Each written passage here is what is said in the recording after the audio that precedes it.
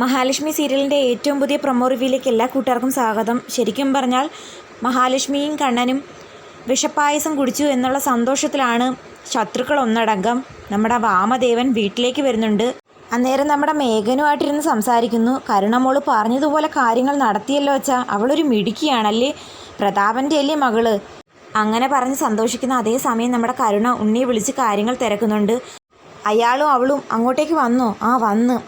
എന്തായാലും നാളെ മുതൽ വിഷം പണി തുടങ്ങുമെന്ന് എനിക്ക് തോന്നുന്നു. ക്രമത്തിലധികം പായസമല്ലേ പായസക്കൊതിച്ച് കുടിച്ചിരിക്കുന്നത്. അതുകൊണ്ട് നാളെ തന്നെ അതിൻ്റെ റിസൾട്ട് കാണും. അയാളുടെ കസാരയെ ഉണ്ണിയേട്ടൻ കയറിയിരിക്കാൻ തയ്യാറായിക്കോ, അവളുടെ കസാരയെ ഞാനും. എന്തായാലും നാളെ മുതൽ എൻ്റെ ശത്രു അവൾ ഇല്ലാതായിക്കോളും എന്നൊക്കെയുള്ള കിനാവ് പറയുന്നുണ്ട്. അമ്മയ്ക്ക് നല്ല ടെൻഷനുണ്ടെന്ന് ഉണ്ണി പറയുമ്പം കരുണ പറയുന്നുണ്ട്, ഞാൻ ഇപ്പോൾ വിളിച്ചിരുന്നു, ആവശ്യത്തിലധികം ധൈര്യം കൊടുത്തു. എന്തായാലും നാളെ മുതൽ ഉണ്ണിയേട്ടൻ അവളെ ഒന്ന് ശ്രദ്ധിക്കണമെന്നും വൈദ്യരൊരു മിടുക്കനാണ്. ആ വിഷപ്പായസം അവൾ കുടിച്ചിട്ട് പോലും അതിൽ വിഷം കലർന്നിട്ടുണ്ടെന്ന് മനസ്സിലായില്ല.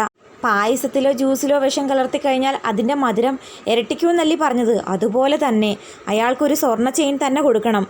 സ്വർണത്തിന് ഭയങ്കര വിലയാണെങ്കിലും അയാൾ നമുക്ക് ചെയ്തു തന്ന ഉപകാരം വെച്ച് നോക്കുമ്പം അത് തെറ്റല്ലെന്നാണ് എൻ്റെ ഒരു അഭിപ്രായം എന്നൊക്കെ പറഞ്ഞ് സന്തോഷിക്കുന്നുണ്ട്. അതേസമയം നമ്മുടെ കണ്ണനും മഹാലക്ഷ്മിയും കണ്ണനെ എണീപ്പിച്ച് നടത്താൻ ശ്രമിക്കുന്നു. ആ സമയം നമ്മുടെ കണ്ണൻ പറയുന്നുണ്ട്, ഹോസ്പിറ്റലിലാണെങ്കിൽ മാർക്കോയും അനന്തും ഉണ്ട്. ഇവിടെ ഇപ്പം മഹി മാത്രമല്ലേ ഉള്ളൂ. മഹിക്ക് പറ്റും എൻ്റെ വെയിറ്റ് താങ്ങാൻ. കണ്ണേട്ടന് 100 കിലോയാണെങ്കിൽ പോലും അത് ഉൾക്കൊള്ളാൻ എൻ്റെ മനസ്സിനാകും എന്നൊക്കെ പറഞ്ഞ് പിടിച്ചെണീക്കുന്നുണ്ട്. വല്ലാതെ കിതയ്ക്കുന്നു കണ്ണൻ. തോമസ് വൈദ്യർ പറഞ്ഞിട്ടുണ്ട് രാവിലെയും വൈകിട്ടും എണീറ്റ് നടക്കണമെന്നുള്ളത്.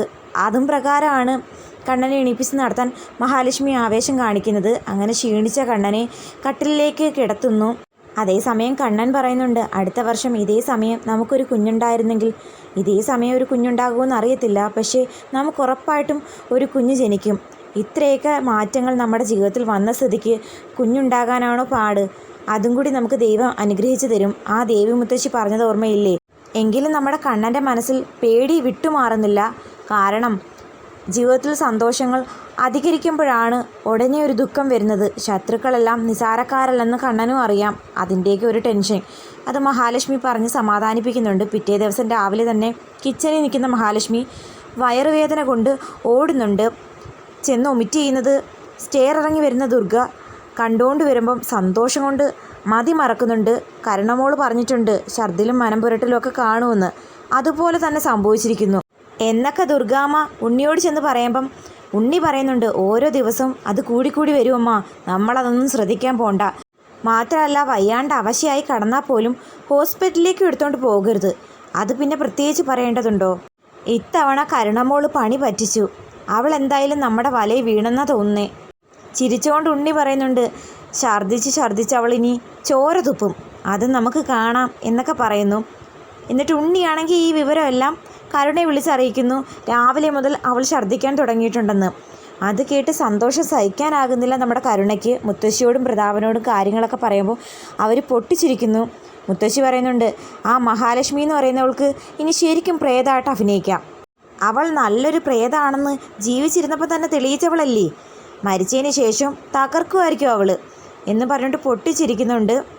എന്നിട്ട് പ്രതാപനോട് പറയുകയും ചെയ്യുന്നുണ്ട്, എന്തായാലും അവൾക്ക് എന്തെങ്കിലും സംഭവിച്ചു കഴിഞ്ഞാൽ ഉറപ്പായിട്ടും ആ അനന്തവും മാർക്കോയും കണ്ണനും ഒക്കെ നമ്മളെ സംശയിക്കുള്ളൂ. നമ്മുടെ മോളുടെ പേരിൽ യാതൊരു കേസും നൂലാമാലയും വരാതെ നീ നോക്കിക്കോണം. അത് പിന്നെ പ്രത്യേകിച്ച് പറയണോ? എൻ്റെ കുഞ്ഞിനെ ഞാൻ അകപ്പെടുത്തുവോ? കുറ്റം ഏറ്റെടുക്കാൻ ഒരുത്തനെ സംഘടിപ്പിക്കാനാണോ പാട്? അതിന് വേണ്ടിയിട്ട് എത്ര പണം ചിലവാക്കാനും ഞാൻ തയ്യാറല്ല എന്നൊക്കെ പറഞ്ഞ് വീണ്ടും ചിരിക്കുന്നു. അതേസമയം നമ്മുടെ കരുണയാണെങ്കിൽ രാത്രി വന്ന് ഫ്രിഡ്ജ് തുറന്ന് പായസം എടുത്ത് കുടിക്കുന്നുണ്ട്. പായസം കുടിക്കാനൊരുങ്ങുന്ന കരുണയെ കണ്ടിട്ട് മുത്തശ്ശി പറയുന്നുണ്ട്, മോള് കുടിക്ക്, സന്തോഷത്തോടെ മോള് കുടിക്ക്. മുത്തശ്ശി പറയുന്നത് കേട്ടിട്ട് കരുണയും പായസം കുടിക്കുന്നു. ശരിക്കും പായസം മാറിയ കാര്യമൊന്നും ഇവരറിഞ്ഞിട്ടില്ലല്ലോ.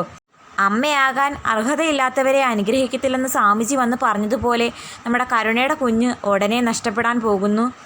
മഹാലക്ഷ്മി അമ്മയാകാൻ പോകുവാണോ? എന്തു പറ്റി എന്നൊന്നും അറിയത്തില്ല. അപ്പോൾ കാത്തിരിക്കുക എപ്പിസോഡിനായിട്ട്.